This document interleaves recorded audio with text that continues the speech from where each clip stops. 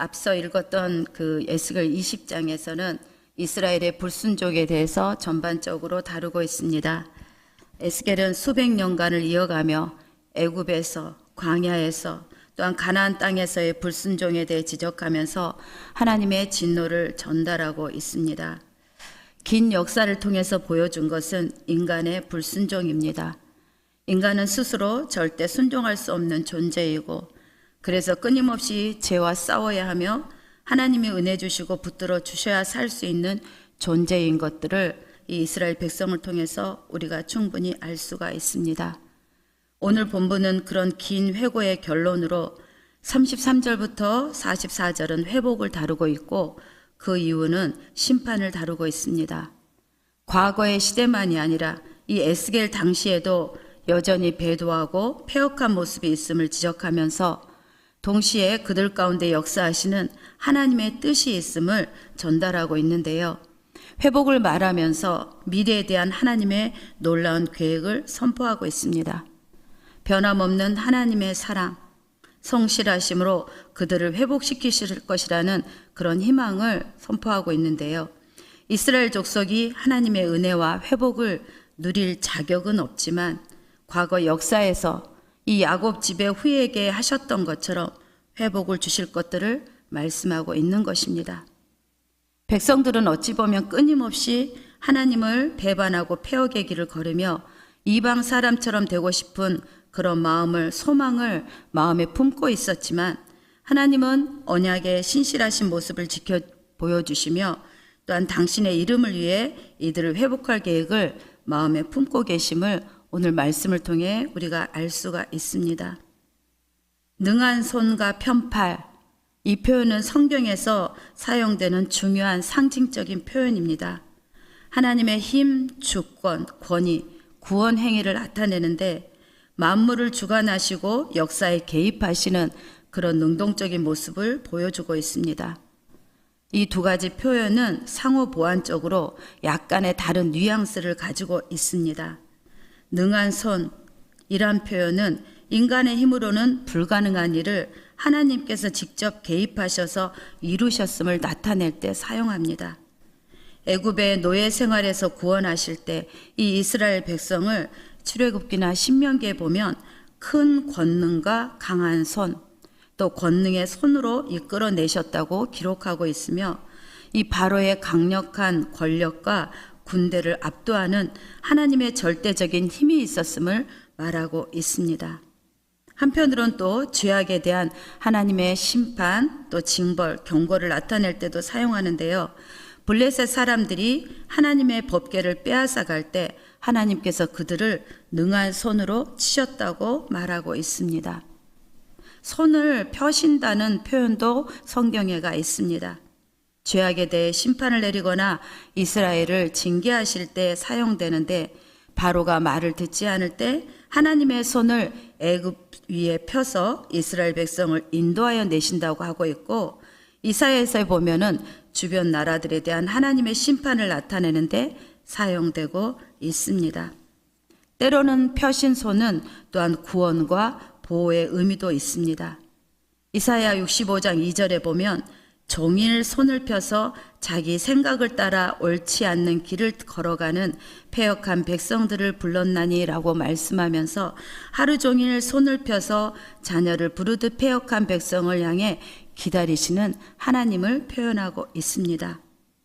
팔은 또한 이집트에서 이스라엘 백성들을 구원할 때 나타난 그런 기적적인 힘을 강조합니다. 압제로부터 해방하기 위해서 사용하신 그런 강력한 힘을 의미하는데요. 이 팔이 폈다고 표현을 하고 있습니다. 편팔, 이것 또한 하나님께서 적극적으로 행동하시고 개입하신다는 모습을 강조하는데, 하나님께서 일을 시작하시고 실행하겠다는 의지의 표현이라고 말할 수가 있습니다. 역시 애굽에서 구원하실 때 편팔로 구원하셨고 그 약속을 이행하셨던 것입니다.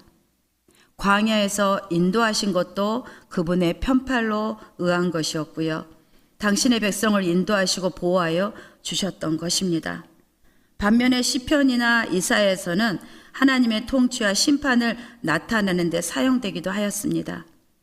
그의 팔로 나타남으로 진노를 보이시되 열방의 목전에서 그의 거룩한 팔을 나타내셨으니 라면서 악인들을 심판하고 의로운 자를 보호하는 힘을 가지고 있을 때도 이 팔을 펴셨다는 표현을 하고 있습니다. 궁극적으로 이 두 표현은 인간의 한계를 초월하는 하나님의 강력한 능력과 주권을 상기시켜주고 있으며 백성을 향한 사랑과 구원 그리고 죄에 대한 공의로운 심판을 동시에 나타내는 그런 중요한 신학적 상징입니다. 이 표현은 오늘날 우리에게도 큰 울림을 준다고 하겠습니다. 여전히 강한 손과 편팔로 우리를 다스리신다고 말씀하고 있기 때문입니다. 이사야 40장 10절에서 11절에 보면 목자같이 양떼를 먹이시며 어린 양을 그 팔로 모아 품에 안으시며 또한 젖먹이는 암컷들을 또 온순히 인도하여 주시듯이 우리를 먹이시고 안으시며 먹이시는 하나님이란 것들을 말씀하고 있기 때문입니다.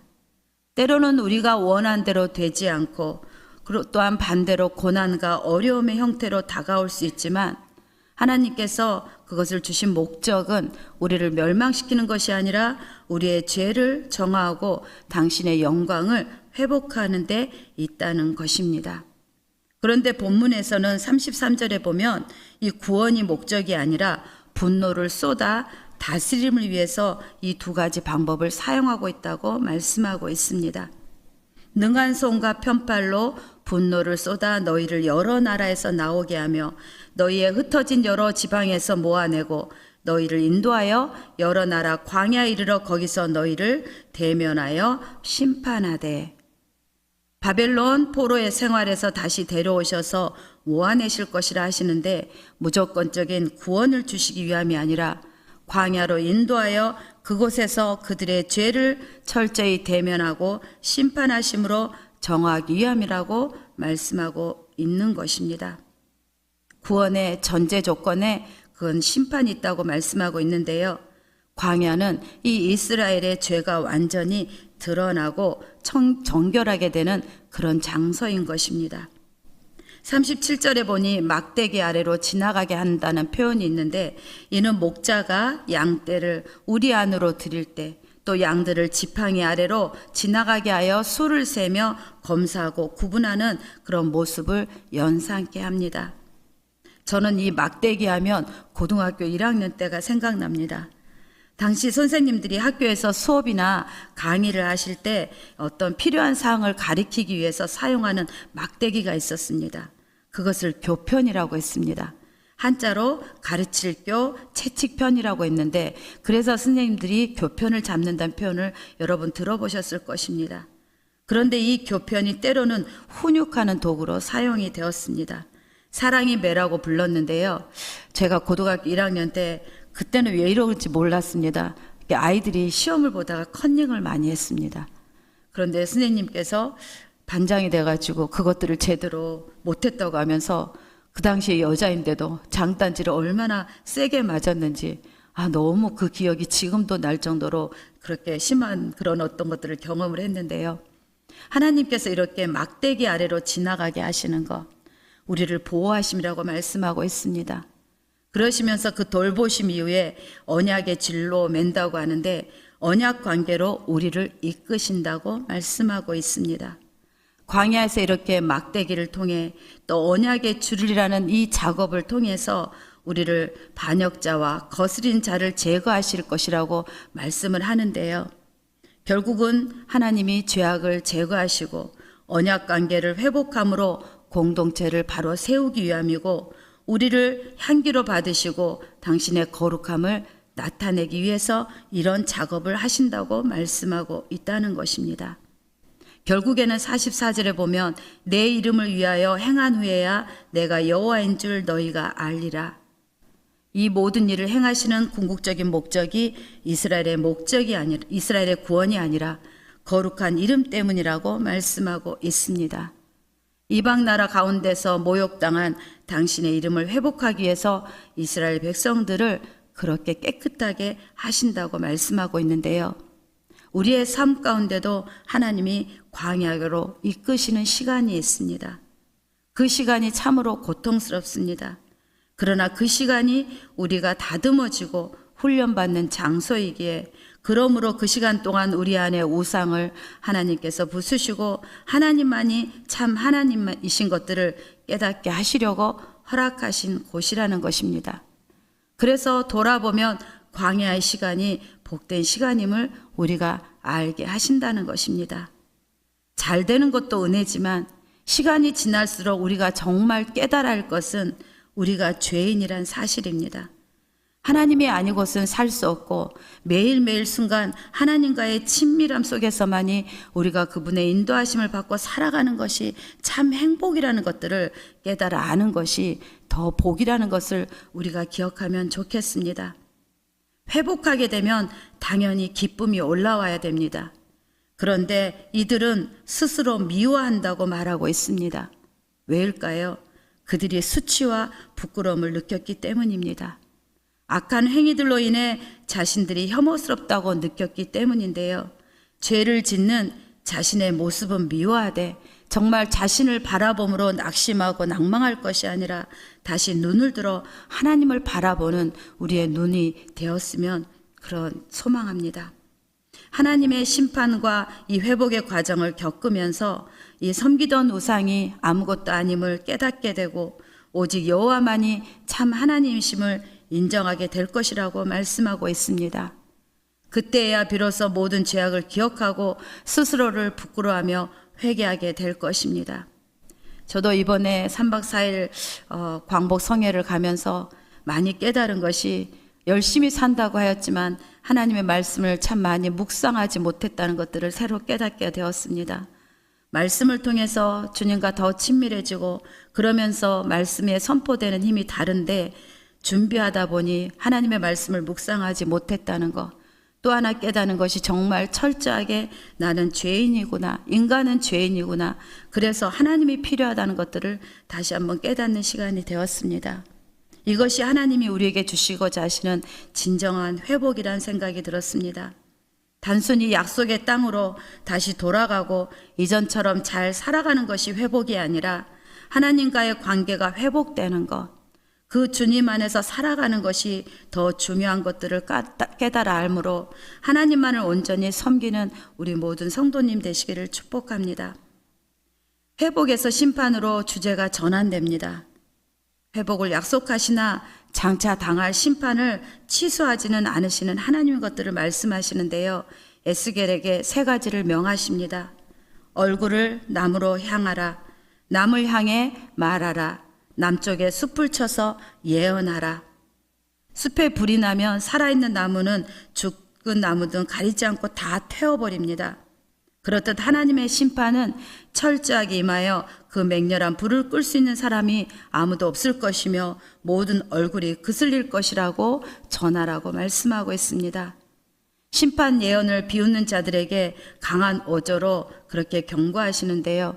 실제로 예루살렘이 기원전 586년에 함락됨으로써 이 선포된 말씀이 성취되었습니다. 심각한 재앙이었지만 앞서 말씀하신 그 하나님, 회복을 위해서 철저히 죄를 제거하는 과정으로 하나님께서 이것들을 허락하셨던 것입니다. 큰 고통을 이야기할 수밖에 없는 그런 큰 수술을 감행하시지만 결국은 다시 거룩하게 세우시기 위한 하나님의 허락하신 시간이었던 것입니다. 하나님의 명령에 따라 비유를 전해야 하는 에스겔의 입장에서 얼마나 마음이 불편했을까요? 비유나 늘어놓는 자가 아니냐며 사람들이 비웃습니다. 알아들을 수 없는 이야기만 하는 자라고 조롱하고 멸시하였습니다. 동족의 멸망을 예언해야 하는 선지자의 인간적인 고뇌를 보여주는데요. 그럼에도 하나님의 말씀을 대언하며 순종의 길을 갈 수 있는 것은 하나님의 크신 사랑, 하나님의 열심을 에스겔이 알았던 것을 알 수가 있습니다. 죄악을 태우는 불꽃만이 아니라 하나님의 사랑의 불꽃이 에스겔을 덮었기 때문에 묵묵히 주어진 길을 갈 수 있지 않았나 싶습니다. 오늘 하루 우리에게도 그 끝없는 불길, 하나님의 사랑의 불길, 하나님의 열심이 우리에게 훨훨 타오르기를 소망합니다.